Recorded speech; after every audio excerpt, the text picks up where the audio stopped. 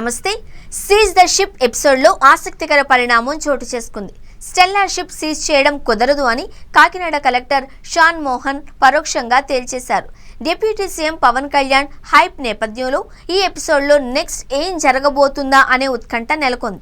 Stella L Panama షిప్లో 12 samples సేకరించాం.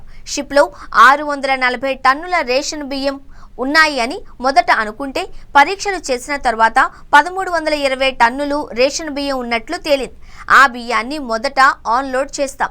అసలు ఏ rice mill నుంచి ఆ బియ్యం వచ్చాయో తేలాలి. ప్రస్తుతానికి ఆ లోడ్ సత్యం బాలాజీ అనే ఎక్స్పర్ట్స్ కి చెందినదిగా గుర్తించాం. వాళ్ళు ఎక్కడి నుండి బియ్యం తీసుకొచ్చారు, ఎక్కడ నిల్వ చేశారు అనే దానిపై దర్యాప్తు జరుగుతోంది. కాకినాడ పోర్టులో ఇంకా లోడ్ చేయాల్సిన బియ్యం 12,000 టన్నులు ఉన్నాయి. వాటిలో ఎక్కడ పీడీఎస్ బియ్యం లేవు అని నిర్ధారించుకున్న తర్వాతే లోడింగ్కు అనుమతిస్తాం. Kakinada anchorage port, deep sea water పోర్ట్లో కూడా మరో చెక్ పోస్ట్ ఏర్పాటు చేశాం. 1 గ్రాము పీడీఎస్ బియ్యం కూడా దేశం దాటకుండా చర్యలు తీసుకుంటాం. షిప్ను ఎప్పుడు రిలీజ్ చేయాలి అనే దానిపై త్వరలో నిర్ణయం తీసుకుంటాం.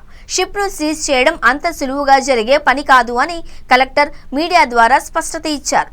ఇదిలా ఉంటే గత నెల 29న అప్పటికే అధికారులు పట్టుకున్న రేషన్ బియ్యపు అక్రమ రవాణా షిప్ వద్దకు చేరుకున్న deputy CM Pawan Kalyan seize the ship అంటూ ఆదేశాలిచ్చిన సంగతి తెలిసిందే.